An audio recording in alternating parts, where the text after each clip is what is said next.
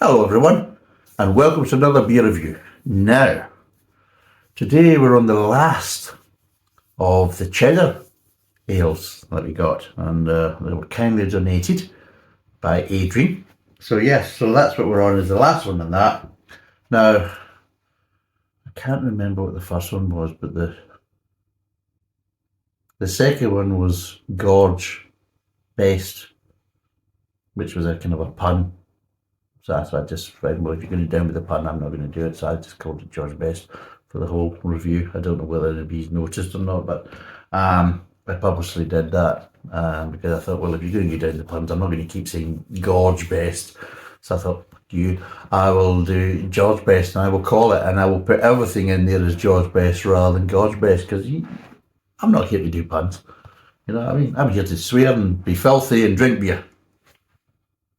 So yes, so that was the last one, and that wasn't too bad. The only downside with that was the price. The actual flavours and the bitter, because that's what it was basically best bitter, and the flavours and everything else were actually quite nice. Not groundbreakingly wonderful, but they were actually quite nice. But the problem is the price. The price is just too much, because they're £3 and over type scenario, you know, they're the wrong end of the scale. So the problem is, when the price is taken into account, then you can actually get a better beer for less money. So why wouldn't you? I mean, it's a buyer's market, and if you can get a better beer for less money, then my view is do so.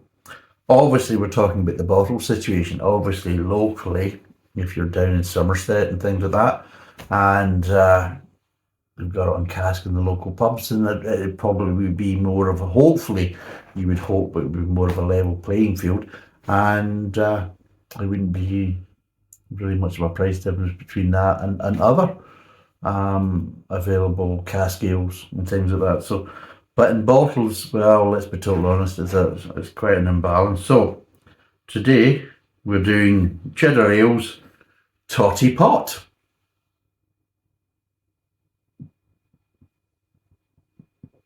Totty Pot. Seriously, for fuck's sake. Where do they get these names? Why don't we call it Totty Pot? That'll be alright, won't it? It'll be alright. Don't make no, never mind that. It'll be Totty Pot. It'll be alright, that. Right up there, right? Be reading it. Ah, Christ. Totty Pot. And it says, simply gorgeous. Be alright, isn't it? Bottom conditioned dark porter. That's what I haven't been shaking about. It's a live beer, it says. This beer contains an active yeast. We know all that bollocks. Is there any more shit? Oh God, there is bollocks. Oh, there's everything and more. So I can't remember how much it cost, but it's 4.5%. It is 500ml. I didn't buy it. It was kindly donated by Adrian, but I will put all the beer facts that I can find about the beer down below. But it says Cheddar Ales Brewery nestles, oh God, no, the Mendip Hills in Somerset, overlooking the famous Cheddar Gorge. And it doesn't overlook the Cheddar Gorge, because I know where the brewery is. And it's a bit away from the Cheddar Gorge, so we can turn around and say, oh yes, definitely. I think they're playing on that a little bit. And produces a range of quality artisan ales using one of the finest raw materials available. Of course, you wouldn't turn and say, well, to be honest, we make wonderful beers, but see, some of the ingredients, they're a bit shitty. They're never going to say that, are they? They always say, what the fuck? Oh, we only use the best for our customers, you know. Alright, you've heard all that pish before. Right, anyway. Totty Pot is an award-winning dark porter with hints of roasted coffee and creamy malt finish. And a creamy malt finish. There we go. It's the glasses, you know. And the brain. Brewed using the finest Maris Otter crystal chocolate and roasted malts with a blend of English North Down and Golden Whole hops. Indulge your dark side, apparently. Now see, which means how it actually looks. Dark, ruby or black. Smell, roasted coffee biscuity. Bitter, it's 2.5 out of 5. And sweet is 2 out of 5. There you go. That's what they're telling us. Let's crack it open and find out whether they're telling us the truth or not. There we go. And this is it. I mean, at the end of the day, I will basically be that muppet and say, well, let's believe what they say in the back label and hopefully they deliver. I've got to be honest, that's very rare that they actually, whatever they put in the back label is what they actually deliver. And I've proven it. All you need to do is look back at my back catalogue of beer reviews and then you realise, well, whatever they've said in the back label, most of the time is not what he's tasting. And if you don't believe me, go and try these beers yourself then. But let's see what this one's like. I'm going to be careful because it is a live beer, so I've got to kind of... And the problem is with these beers, it's not a traditional bottle, so it doesn't give you that kind of neck. Because more traditional ones will have a more of a bulge in the neck, which then I can use that to kind of filter off. But I can't really do it with this bottle because it's not the best. So I've got to use the shoulder as a kind of cut-off point for trying to avoid getting sediment in the bottom of the glass. And there we go, it's not too bad. And it's dripping down everywhere. But for people on the podcast, it's a tanned head. It is quite black. They're saying maybe dark ruby, but I'm not really picking up any kind of blown up to the light. And it's still kind of holding the blackness. It's not really giving me kind of ruby tones. Maybe down at the bottom, yeah, just slightly down at the bottom at the base of the glass, but in general it's quite black. But there we go. Head wise, like I said, it's a tan coloured head, but it's quite a light coloured head. I would probably say a sliver. It's not even into the fingers, it's just a sliver. So let's see what it smells like. Let's see what it smells like. That sounds good English. Let's see what it smells like. That doesn't make sense because if you're seeing, you can't smell it now. Well, let's see. No, I can't even see what word. Let's have a waft of it and see what it's. No, I'm smelling it. Right, there we go. Dark malt, roastiness. The same coffee. Maybe slightly chicory kind of coffeeness. I wouldn't say it's heavily roasted coffee. It's like there's a kind of roasted smell to it that you can maybe attribute slightly towards coffee, but I wouldn't say it's big coffee tones. It's mostly kind of slightly kind of roasted, kind of slightly smoky, kind of roasted smell with a bit of molasses is what I'm really getting rather than coffee. And yeah, that's all I'm getting. I'm not really getting anything else. So let's see what it tastes like.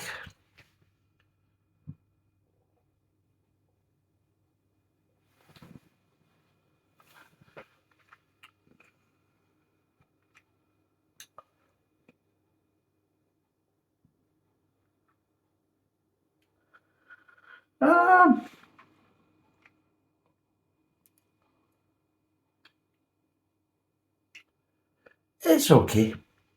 It's okay. It's got some stout flavours and it's a bit light. I'll turn around and say that. It's not as heavy or as rich as I would want and would probably expect, supposedly from an award-winning stout.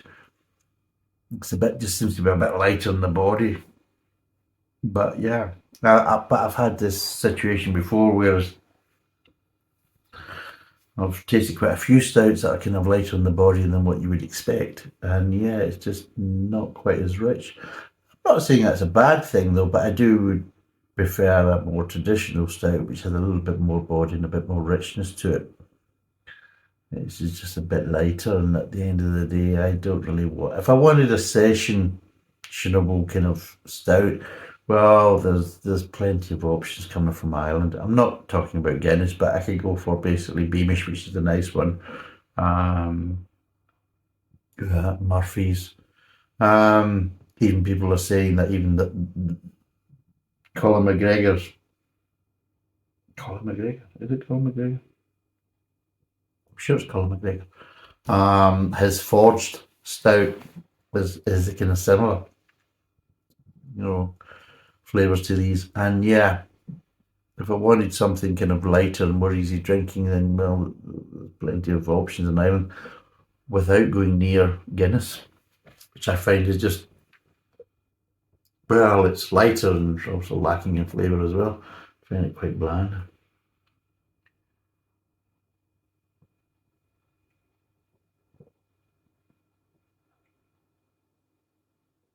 Yeah, there's a good level of bitterness. I mean, I'm not saying it's overly bitter, but it's a good kind of level of bitter at the back end.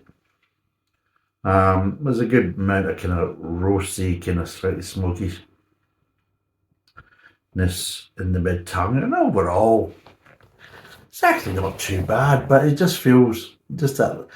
I mean, you could call it sessionable, which is fine, not a problem. I just feel that I just want something a little bit with more body. But overall, the flavours are quite nice.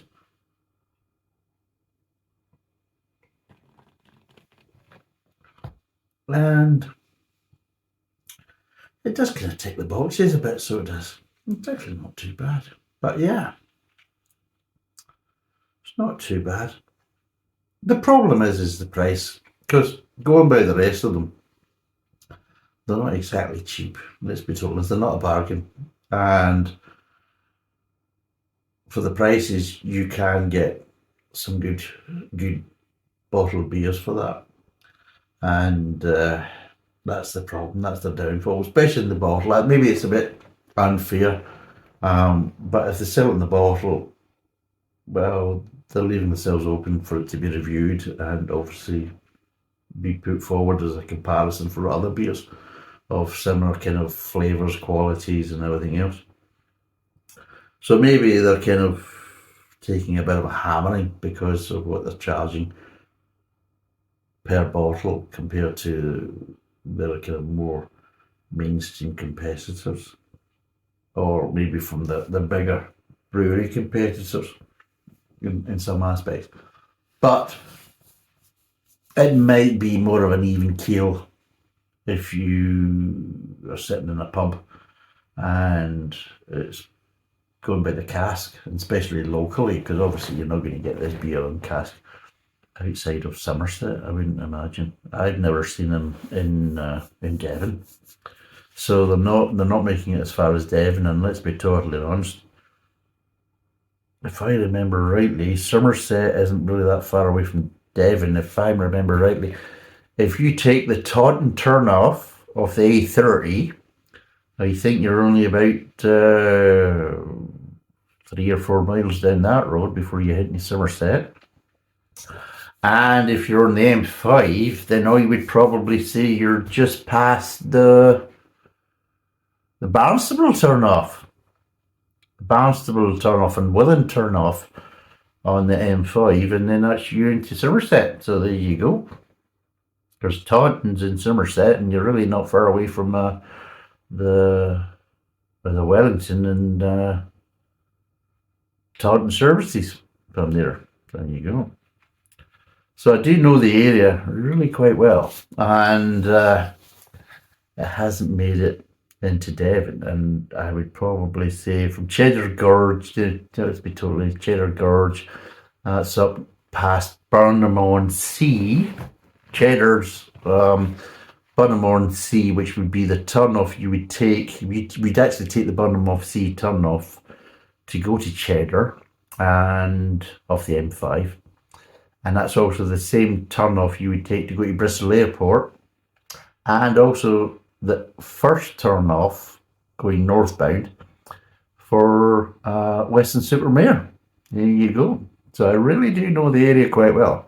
And I've been in Cheddar plenty of times, and I've drove past the Cheddar turn-off and everything else, because it's the same road, going towards Bristol Airport, because Bristol Airport is the kind of southeast of Bristol. It's actually quite a bit away from Bristol, and especially if you're coming from the south, you're actually turning off onto the road that goes to Bristol Airport quite a bit away from Bristol, and you do kind of the road kind of forks, so you would basically veer right to go towards Cheddar, or you would carry on straight on to go towards Bristol Airport. So yeah, from a cask point of view, they haven't made it to Devon, so I would probably say they're kind of more locally. They might be in Bristol. I haven't been to enough pubs because there's too many arsey students in Bristol. That's the problem. Too many kind of militant students that would probably put their head into. You know what I mean? So it's not a good idea for me to go drinking in Bristol. Too many arseholes with an opinion, which I would quite happy to kind of wipe off their faces. So yeah, Bristol's not a particularly good place for a night out. If you're a kind of more normal, kind of well-balanced person, because you think, see, you shut the f up. You know what I mean? Because they are quite opinionated. I've even had that just during the day, you know, people telling you, oh, well, really, is that? Fuck off. You know? But yeah, it's not bad. The flavours aren't too bad. And yeah, there's a kind of balance to it. I just feel that it's a bit lighter than it needs to be. But let's break down the flavours.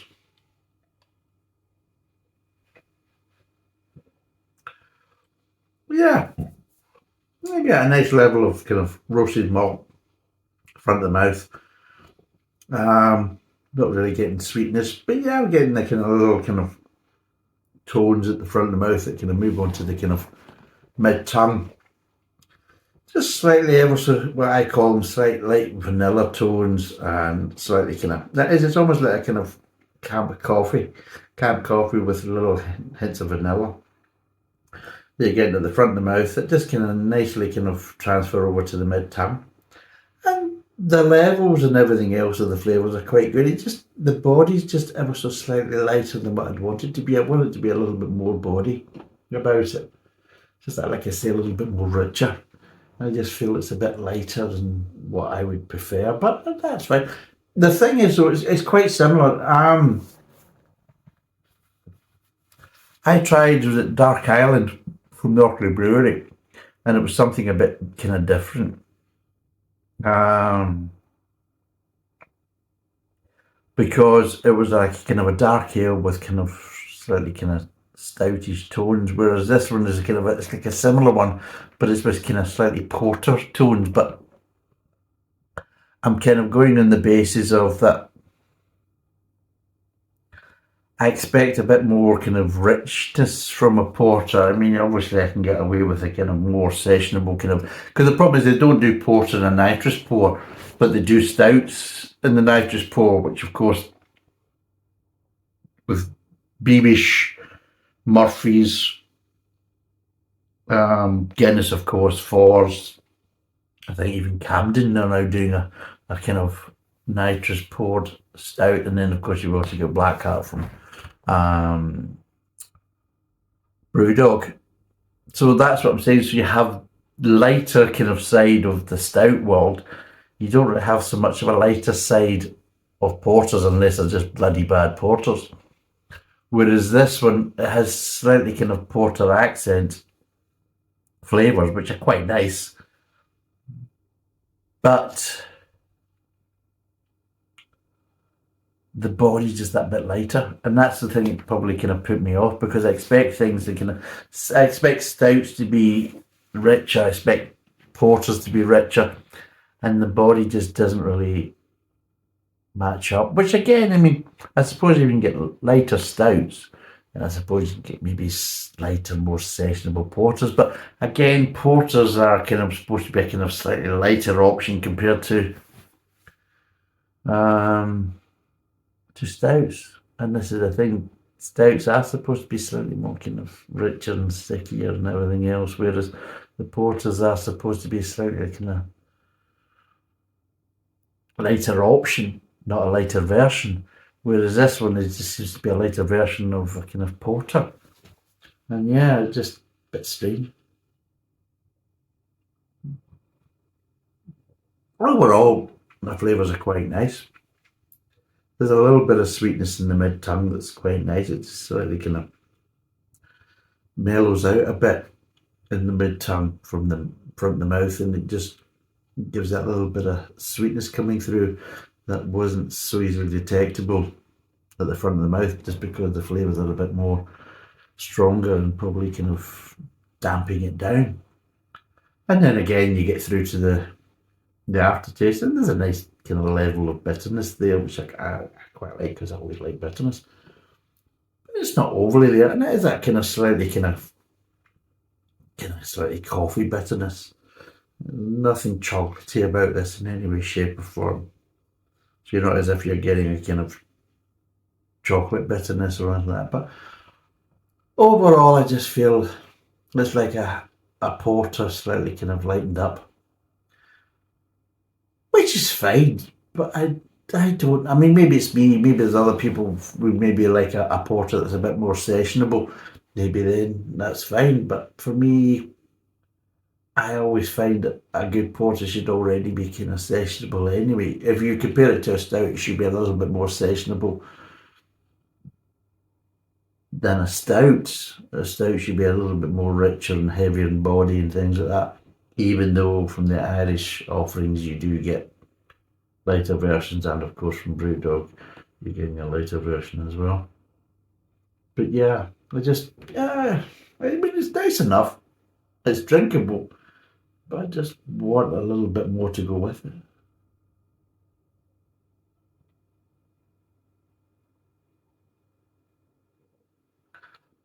So what would I give it out of 10? Now, taking kind of a price, I mean, I don't know the price of it, but I would say it wouldn't be that far away from what the previous beers were. So I would probably say it'd be closer around about the £3 mark. Flavours are quite nice. There's a nice kind of balance to it. It just, for me, like I said, it's lacking a little bit of body, a little bit of richness, and the price is also going to be factored into it. So if the price was closer to £2, if it was around about the kind of £2 mark, from in between £1.90 to £2.20, if it was around about that kind of thing, then yeah, fine. I could quite easily give this a 6. Nothing brilliant. I mean, if it had more body to it and a little bit more richness to it, then it could quite easily be a 7 plus. Not a problem, because their flavours are quite nice and they're quite clear and distinguishable. I don't have any problem, I think, with Cheddar Ales with the quality of ingredients you're using. My problem is that, especially in the bottle, the prices aren't really kind of working out in their favour. And sometimes they're maybe a little bit lighter than what they need to be in the body. But flavour-wise, yeah, I would say the flavours are okay, not a problem. But because of the price is a big problem. So yeah, I would probably give it a 6. But yeah, it just needs to be, from my point of view, it just needs to be a little bit more rich and there's a little bit more body for it to get a better score. And obviously the price is a big problem. I have to bring it down to a 5 because of the price, because it is overpriced. I mean, I'm reviewing it in the bottle. If I was reviewing it from the cask, then it would be a bit different score. It might be a 6 from the point of view of price and getting a cask and everything else, and see how it compared to obviously other cask beers in that pub as well. But I'm going to compare it against all the other beers, and let's be totally honest, I can get quite good quality beers or really decent quality beers around about the £2, £2.20 mark. And let's be totally honest, if I'm paying £3 or £3 plus, and there's no comparison, let's be totally honest. So I have to be honest with everybody on that. So yeah, for the price, that's one of the reasons. I would probably say normally, as it tastes, if it was running about the £2 mark, it would be a 6. But because of what they're charging, then I've got to say if it's closer to the £3 mark, then it's a 5. And that's just unfortunate, but that's just the reality of it. They choose to make these prices.